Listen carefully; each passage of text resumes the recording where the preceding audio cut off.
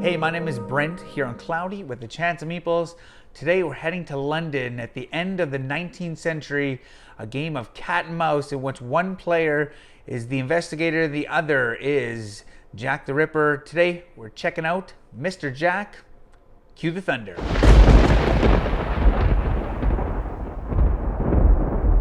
Okay, so here we have Mr. Jack set up. You have put all these tokens on the board on specific spots in the back of the rule book. It has a little diagram and has arrows, and you just set it up exactly how they show. And then you shuffle all of these alibi cards. This represents each one of these characters. You shuffle them up, and then you give it, or Mr. Jack, the player playing Mr. Jack, picks one of them, and that is who Mr. Jack is for that game. So in this sense, or in this situation, it would be John Smith. He is Mr. Jack. Okay, Mr. Jack always sits on the gray side of the board, and the investigator always sits on the yellow side of the board. So how do you do this? This is a giant game of cat and mouse, with Mr. Jack winning if he can escape the district. He can also win is if this round tracker goes all the way up to 8 rounds and the investigator hasn't figured out who he is. And he can also win if the investigator wrongfully accuses another character, and then he would win. And of course, the only way the investigator wins is to catch Mr. Jack. So as mentioned, 8 rounds in Mr. Jack. Each round, each player will play 2 characters. And then there'll be questioning if Mr. Jack is visible or invisible. Players will then make the board darker by removing lamps throughout the game. And then you will set up for the next round. So round 1 starts with the yellow player, which is always the inspector, or investigator, sorry, always playing the first card, and then Mr. Jack plays 2, and then the investigator plays the last one. And then every even round, it's opposite. Mr. Jack plays first, investigator 2, and then Mr. Jack plays the last card. So let's just show you how a round works. Investigator, he's going first. He likes Sherlock Holmes' special ability. All these characters have a special ability, and Sherlock Holmes, at the end of his turn, can look at an alibi card and eliminate a suspect. So each character, minus Miss Stealthy, can move up to 3 spaces. So Sherlock Holmes, let's say the investigator plays him, and he moves Sherlock Holmes, let's say 1 space. Okay? So he moves 1 space, and then he looks at this and sees, perfect, Sherlock Holmes. That is, he is innocent. So the investigator knows that he cannot be Mr. Jack.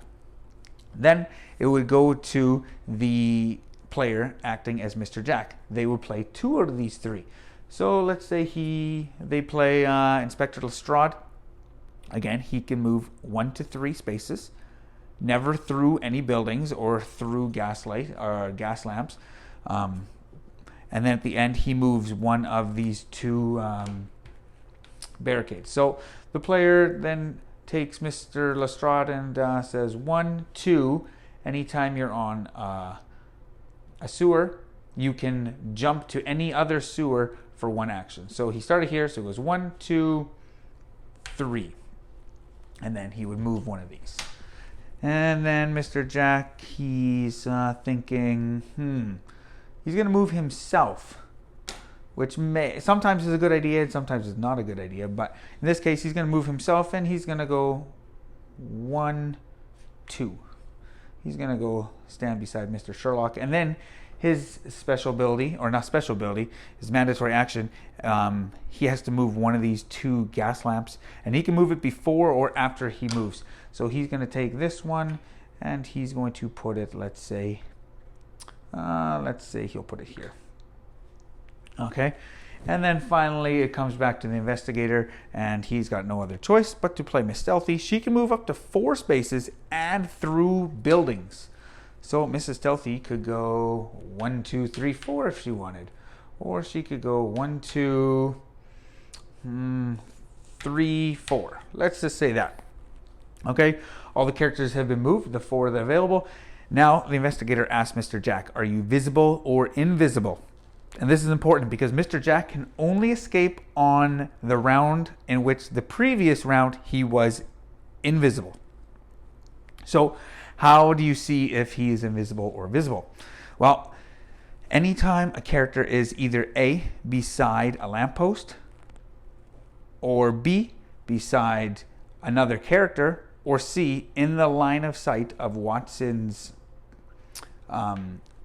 lantern, they are visible. So in this case, he is invisible, invisible, invisible, invisible, invisible, which this would not be very good for the Mr. Jack player because the investigator just eliminated 5 suspects as well as Sherlock because he knows that he is not Mr. Jack as well. So it would be down to 2 players, or 2 options. So this would not be a good situation for the player playing Mr. Jack.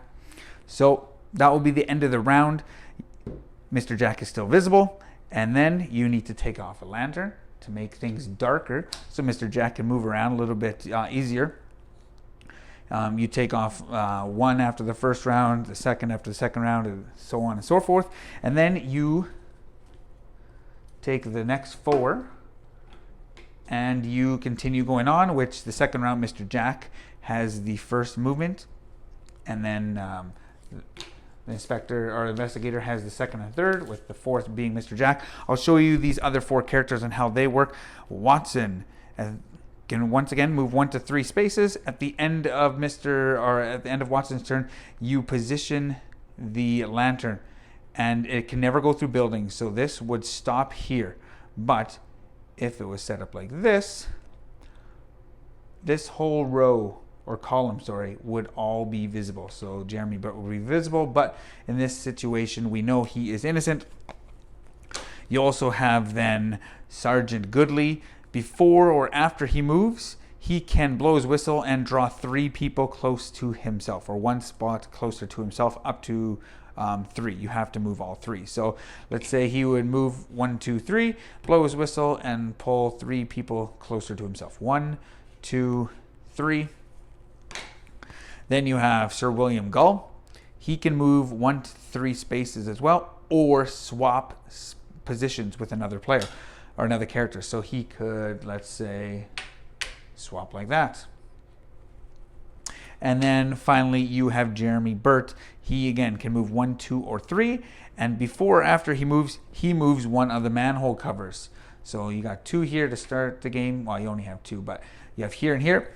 That's where they start. So he could move, let's say, 1, 2, 3, and then take this one and move it there.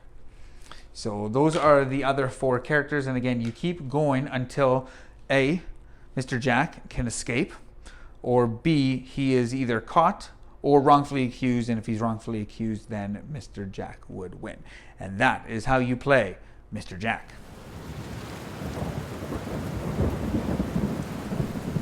Okay, so there you have it, Mr. Jack, originally released in 2006. I will say that this is the 10th anniversary release. Just refreshed artwork, and man, Mr. Jack, where to start? This game is an absolute gem. I'll get to the bottom line right now. This game is probably my favorite 2-player game. I know there's a lot of classics out there, but man, this one really speaks to me. Theme, a little bit dark. I know it says 9+ on the box. Playing with younger kids, it's a little bit dark. The theme behind the whole Mr. Jack and the history of who this person was and what he did is absolutely terrible. So the theme, like I said, a little bit dark, but if you get past that, you can find an absolutely amazing 2-player game of cat and mouse that makes you feel as if you're sitting on pins and needles every game in a good way. You know, sometimes playing games that gives you a little bit of stress and fun, but a little bit of stress is always enjoyable for me, especially when you're playing Mr. Jack. When you're playing Mr. Jack, I feel every time you move a character, you're giving yourself away.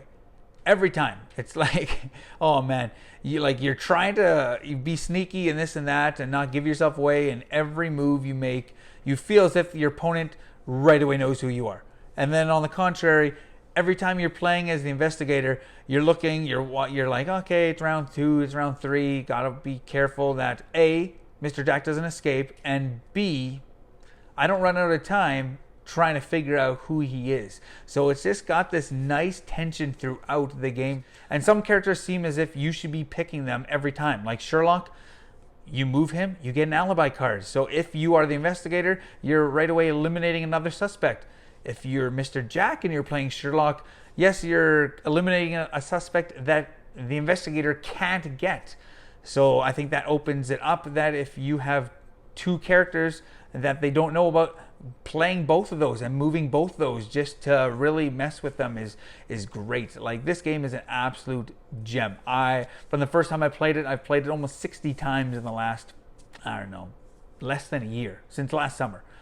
Summer of 2020 is when I got this, and I've played it just under 60 times.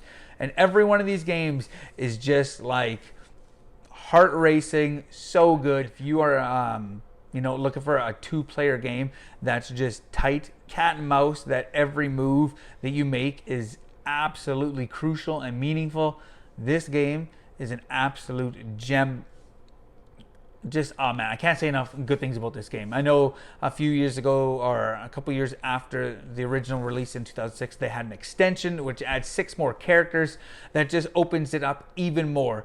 And as soon as you start adding some of those characters, you just have to be mindful of so many more player powers and just what they can all do, and just, oh man, so good.